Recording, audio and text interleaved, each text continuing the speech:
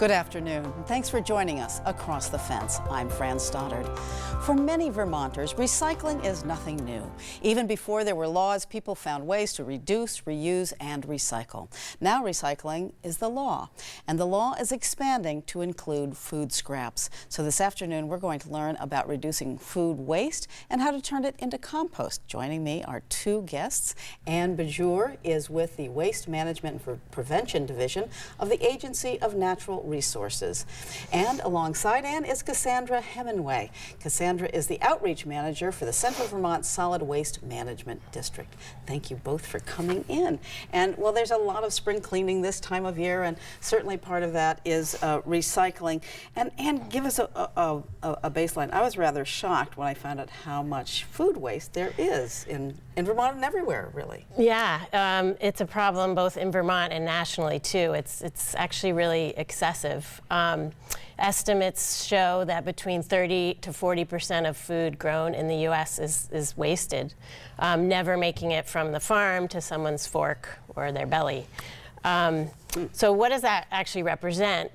It's 63 million tons of food every year, and it's such a large number, it's hard to comprehend. So to help visualize it, we always tell people that it's about enough food to fill a huge college stadium every day, so to fill like the Rose Bowl every day with food that doesn't get eaten. And that was at organics at the bottom, so in terms of waste, it's a big hunk. Yeah, so that chart showed kind of Vermont's trash bag, our residential trash bag, and you'll see in the bottom that the organics represent about 28% of what goes in our trash every day. And that's not all food waste, that's also leaf and yard debris. But it actually is 60,000 tons of food for Vermont goes into our landfill every year. So what's the problem with putting food and organics in the landfill? So there are really three, I like to think of it as three primary reasons that it's a problem. One is that landfill space is limited. I don't know if you know, but Vermont only has one working landfill up in the Northeast Kingdom in Coventry. And so if we're putting that 60,000 tons in the landfill every year, that's taking away valuable space for other trash needs in the future. And then the second reason that most people don't understand is that food waste contributes to climate change. When organic materials go in the landfill, they get packed down and there's no oxygen that can enter that space. And so the microorganisms that usually use the oxygen to break down the waste can't do their job. So as a result, methane is generated. And methane is a very powerful greenhouse gas. It's about 25% more powerful than carbon dioxide. So, very good reason to get it out of the landfill. And what are your recommendations on how people can reduce food waste just right off the bat before we even think of composting? Well, the first two things I like to tell people are just eat what you buy. It's very simple. And then buy only what you need. So whenever it's best in your schedule, it's good to kind of sit down and make a plan. What are the meals I need to cook this week? And well, okay, so this chart right now this graphic is showing you that a family of four spends $1,500 a year on average on food that they don't eat. That's astounding. It's crazy. So just by doing a better job of eating what you buy, eating what's in your fridge, in your pantry, you can save money and also do all these other things, save landfill space, save resources, because there's all these resources going into getting the food from the farm to your plate, and if those go in the trash, then they're also wasted. Yeah.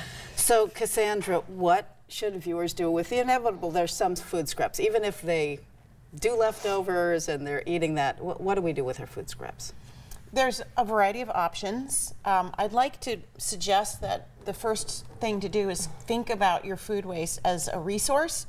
A lot of us think yuck and ick and there's all of that, but actually they are a resource. They can be animal food or turn into soil or even turn into energy.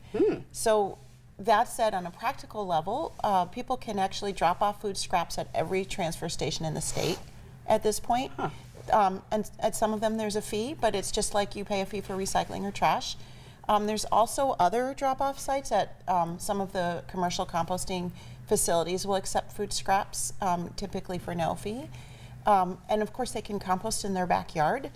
And some people have chickens. You can feed your food scraps to your chickens. Most people are already doing that who have animals. Chickens, they're already into that cycle. Yeah. And a lot of our commercial scale composting facilities are often also feeding chickens in addition to creating soil and compost. But composting in the backyard is one of the most popular ways that people are managing their food scraps. So if people are composting in the backyard, so that's great to know that we can already take it someplace. Right. But if you're composting, what goes into compost and how is it best done at home? Sure. Well, there's ingredients. If you think of it like a recipe. Okay. One of the ingredients is your food scraps. That's a nitrogen rich, or what we call a green. And then the other ingredient is, we call it a brown, but that would be anything carbon rich like wood shavings or leaves, or even shredded paper, or even like shredded egg cartons if they get soiled. It's really important to have both of those ingredients. So if you're adding your food scraps to your compost bin in the backyard, you want to also make sure you're adding those browns. Great. So you do that, and we just saw a couple of bins. You can do it just on the ground if you want, but these bins are really terrific. There is a cone one. Here it is. Yeah. And so the green cone is ideal for managing your meat scraps. One of the things you want to keep out of your backyard compost is meat and fish and bones, because that's really hard to manage in a backyard system. Right. But a green cone is partially buried. The materials are digesting. They're not composting. And they are fully enclosed, so animals don't get into them for the most part. Occasionally, there's a little issue, but typically green cones stay unbothered by animals. So for someone who has meat scraps that they want to manage, a green cone is a great option. That's terrific to hear. Well, I don't do that. So people don't want to compost at home, and or because they don't have the space or whatever. Talk to us about, there are community compost places. Tell us about those. Sure, yeah. Community compost sites are popping up all over the state right now. They've been in development for a couple of years. And just to be clear, a community compost site is not a place where everybody in a town can drop off food scraps. It's specific to, say, a community garden or even a housing. Like one of our sites in our district is a 36-unit senior housing site. So it's an on-site compost system, but people can just drop off. They don't have to actually do the composting if they don't want to. It's a great way for people who have mobility issues to still be able to manage their compost. Often neighbors will help neighbors with it. Great. So just check in about what the requirements is of each of those community compost sites. Right. And I love that turning, because one of the problems I have is turning my compost. Right. I wanted to talk about that, actually, that image of the big tumbler. Tumblers are great systems as part of a full system. So if you have a tumbler and you're not turning it enough, which is always hard to remember, it's still a great way to start your compost, but I always recommend people also get a bin that they line with hardware cloth to keep animals out. So you start your compost in a tumbler, then put it in a bin to finish. It's very unusual that you'll get finished compost out of a tumbler. Right. So okay. Yeah. Now you keep talking about animals. What about composting in bear country quickly? Is that a problem? Do you want to speak to that? Yeah, sure. Yeah. Sorry, Ann, go I ahead. guess the main thing to remember if you live in bear country is to remove what might be attracting the bears to your yard. So often we find that that's bird feeders. So we've been working with Fish and Wildlife to help educate people that once springtime comes around and those bears are hungry, they're coming out of hibernation, put away your bird feeders, because you don't want to bring them, attract them to your yard. And then you want to compost in one of those hard enclosed bins with a lid that would be hard for a bear to remove. And then the main thing is you want to keep the odors down. So like Cassandra was saying, every time you add your food scraps, you want to add more of those browns. So the dried leaves, the yard waste, sawdust, wood chips.